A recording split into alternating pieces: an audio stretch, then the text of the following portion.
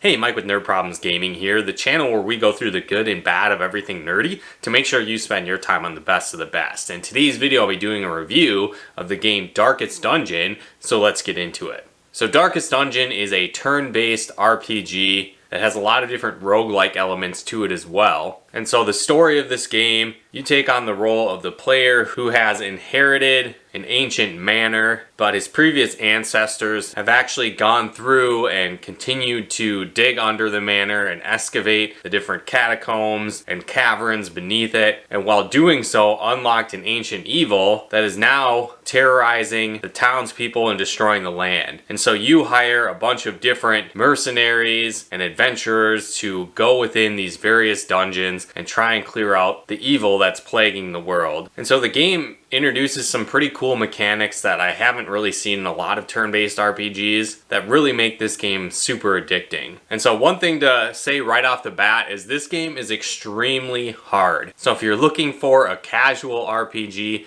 this is not the game to play. You should expect to die over and over again in this game, even on the normal setting. And so I think if you want more of an enjoyable experience, you might want to play this game on the easier modes, as playing on the later modes definitely led me to rage quit very often while playing this game. But despite all that, like I said, it's super addicting and a lot of fun. So some of the gameplay elements that make this game so addicting is the town element. And so throughout the town, as you clear different dungeons, you're going to earn money and various different heirlooms that you can use to upgrade aspects of the town. And so some of these aspects can include things like recruiting new, more powerful heroes to aid you in your quest. Others can be upgrading options of stress relief. And so that's one cool element to the game as well, is that in addition to your health meter, you also have a stress meter. And so as this goes up over time, this can lead your heroes to make stupid decisions. It could lead them to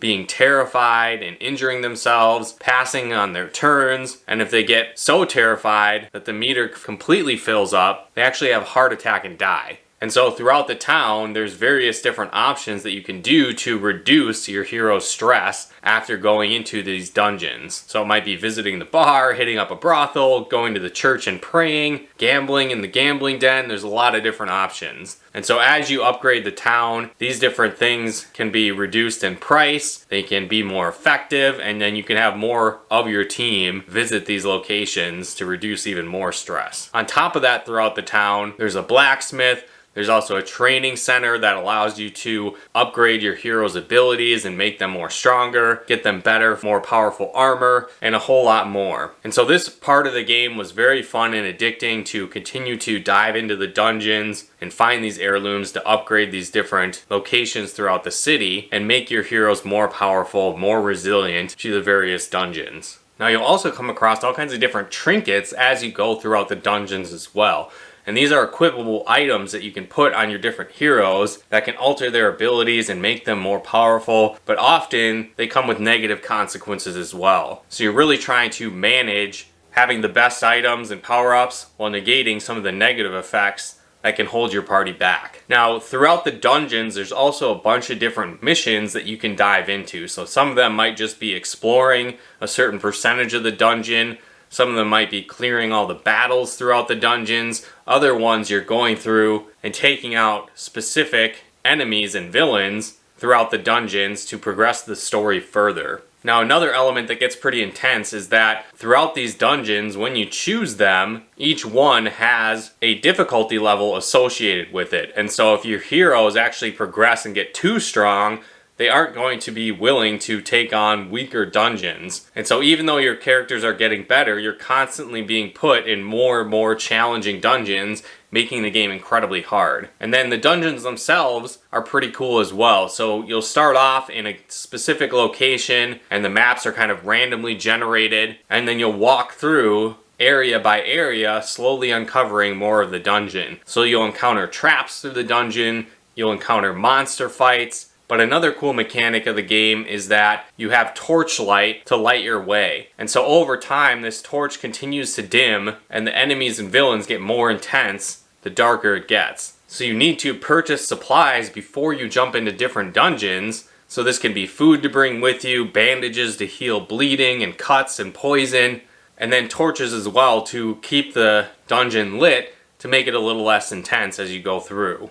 Then when you get to longer dungeons, you also have the option of camping. And so this can restore some of your health, reduce some of the stress of your heroes, give ability boosts and more. But this comes at the cost of using your food supply. And so even as you go through the dungeons, if you run out of food, you can starve, and this causes your heroes even more stress and hurts them as well. So it's really a fine balance of having the items you need and progressing further into the dungeons to try and clear them to get the most gold and items to progress further in the story. And so one thing that was a little bit different for me in this game is that you're actually going to run quite a bit, because you can be seemingly winning the battle and then out of nowhere, all of your heroes get incredibly stressed, they start having heart attacks, and they can all die within a couple of turns, and that can be extremely frustrating. So really knowing when to flee the dungeon and when to press on is another huge aspect within the game. Another cool element too is that you can mix and match different heroes. And so in your battle formations, there's 4 positions, and some heroes will be better suited to stay in the front lines and take on damage and be more warrior types, and then other heroes might be better suited to hang in the back and heal your other characters or perform stat boosts on your team. And so throughout the dungeon, again, you can mix and match the positioning. This can happen even mid-battle as well, depending on the scenario. And so you really need to strategize how your formation is set up and the heroes you want to bring with you as well. Another great element too is there is a bunch of different types of heroes. And so this really reminded me of kind of old school Final Fantasy, where each character kind of has their own character class, their own abilities, strengths and weaknesses. And so as you level up each one of these characters, you can mix and match and optimize your team as you go.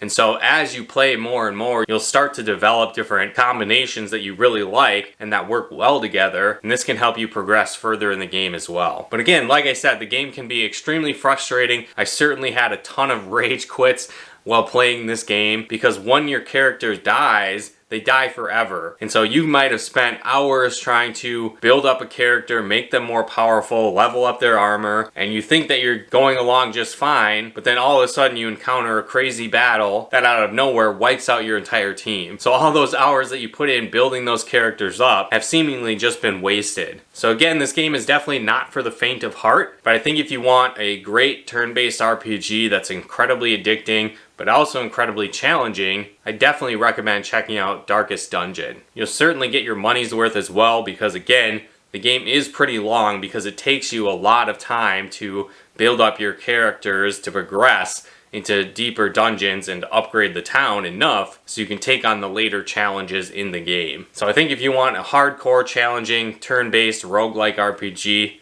you should definitely check out Darkest Dungeon. But let me know in the comments below, if you guys played this game, do you like the difficulty level of the game? How many times did you rage quit in the game? Let me know in the comments below. If you guys like this video, be sure to smash that like button, as it really helps out the channel. If you haven't done so yet, be sure to subscribe and turn on the bell notifications to get the latest updates of new nerd videos we put out. And if you'd like to help support the channel, pick out content and more, become a patron of ours at nerdproblemsgaming.com/Patreon.